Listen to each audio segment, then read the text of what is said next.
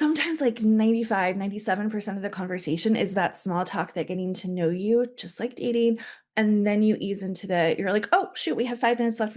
We should talk business. And so they will remember if you treat them like a human. And sometimes it's like their only time that day or that week where someone was like, how are you? Tell me how you're doing.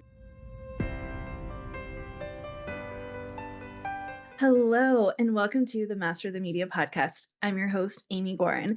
And today we're going to be talking about 5 ways that brand partnerships are like dating. So, yes, I am serious. This is a thing. So, number one is gotta put a lot of feelers out there. It's a numbers game. Dating is a numbers game. I literally went on probably like 100 dates the year I met my husband, 100 first dates, I should say. He, however, went on like 5. It's the same thing with brands. You can't put all of your eggs in one basket and just hope for the best.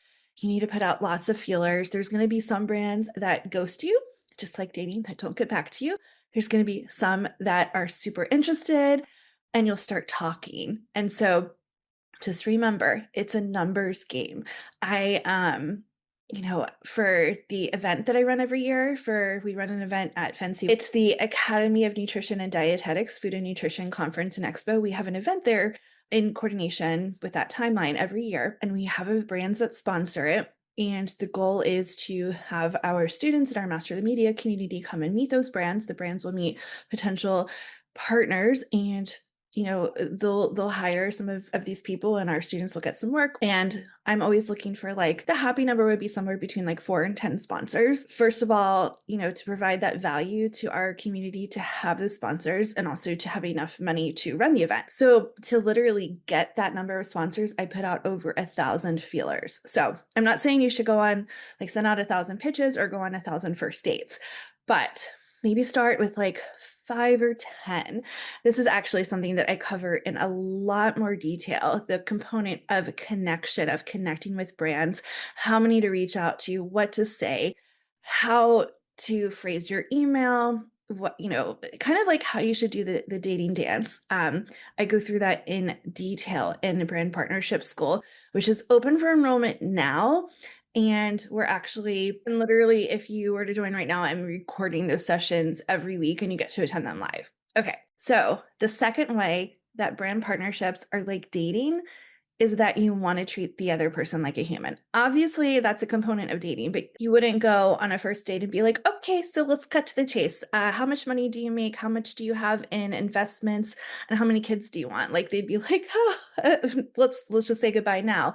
Same thing, you wouldn't hop into a conversation with a brand partner, a potential brand partner, and be like, okay, so tell me, how much are you going to pay me? How many years do you want to work with me? You wouldn't jump into that heavy of a conversation. You'd start off with small talk, just like dating, like, tell me about your family. Where did you grow up? How many siblings do you have? Where do you like to travel? Where have you been? And then ease into the conversation about how you can potentially work together. When I do conversations like with brands over the phone or on Zoom, literally sometimes like 95, 97% of the conversation is that small talk, that getting to know you, just like dating. And then you ease into you're like, oh, shoot, we have 5 minutes left. We should talk business. And so they will remember if you treat them like a human. And sometimes it's like their only time that day or that week where someone was like, how are you? Tell me how you're doing. And they'll really remember and appreciate that. Same thing too, like I always tell my students in brand partnership school and in Master the Media to, you know, maintain those relationships, like send brand partners, potential brand partners, holiday cards, send them notes just to say, like, you're thinking of them. It'll really go a really, really long way. Okay, number 3 is take it, one step at a time. Just like dating, don't hop into bed with someone. I'm, I'm not gonna, obviously that's a personal decision, but it's okay to take things one step at a time. So if you're talking to a brand and they're like, hey, so what would you charge for that? Don't feel like you have to answer that right away. Actually, don't answer it right away. Just, say, oh, let me price that out for you and I'll get back to you. So same thing, like dating, like, let's go on a second date, maybe a third date, maybe a fourth or fifth date before we get to that part of the conversation. So don't feel afraid to hit pause when you're approaching some part of the conversation that you don't feel quite comfortable with.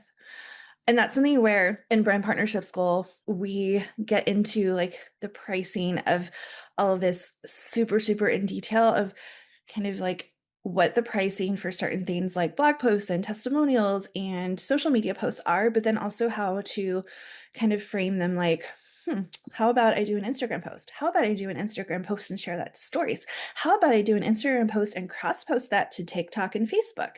Or maybe how about I do an Instagram post and do a collaboration with you and it goes onto your account too? So there's different ways to approach this. Okay, so number 4 is kind of like, while I said don't put all your eggs in one basket, also don't spread them out too far. And what I mean by that is just like dating where, if you're seriously dating someone, you're not going to also be seriously dating like 5 other people, hopefully. Same thing with products that are in the same category. So if you're having a conversation with a probiotic supplement, don't also be having serious conversations with like 5 other probiotic supplements, because you really, even if they're not paying you for what something that's called exclusivity, where they're paying you not to work with competitors, it's in poor form to be like, well, okay, today I'm talking about this brand of probiotics. Tomorrow I like this one. The next, it just makes you appear super flaky and like all over the place. So don't do that. Okay, oh my gosh, I could talk about this dating analogy all day long, but number 5 is just like you would on a date, like have conversations, pitch ideas that are like, I don't know, strategic is the right word for brand. It's not the right word for dating, but individualized to the brand and their goals. And so what I mean by that is just like if you're going on a date and you're like, oh, I booked us a rock climbing class because I know that's something that you really like, or, we're going to go have a picnic. If the person you're going on a date with like hates the outdoors and hates, is afraid of heights, like nix that and say, okay, so there's this new movie coming out. It's about time travel, which I know you love. So I got us tickets. So kind of like be strategic based on the particulars of the situation. So in the case of brand partnerships, in the conversation that you're having with a brand, you want to ask them what their goals are. Like, are you trying to reach consumers so that you can make more product sales? Are you trying to influence other healthcare professionals to recommend your product to their patients so that you can reach that community? And depending on their answer, oh, okay, so you're trying to reach other healthcare professionals. Well, I actually have a really large following on social media, and I think it would be great for me to do a collaboration post with you about why I love your product and get people interested. Or if you don't have a social media following, which is totally fine, I think I should write a blog post for your blog and be a guest author about why I recommend your product to my patients. And we can, I can promote that in, some of the Facebook and WhatsApp groups that I'm a part of. And so you're tailoring your idea based on the situation. So in brand partnership school, we actually have a whole module on that process of pitching, of coming up with the idea that's strategic based on the brand, based on its goals. So those are my 5 ways that brand partnerships are like dating.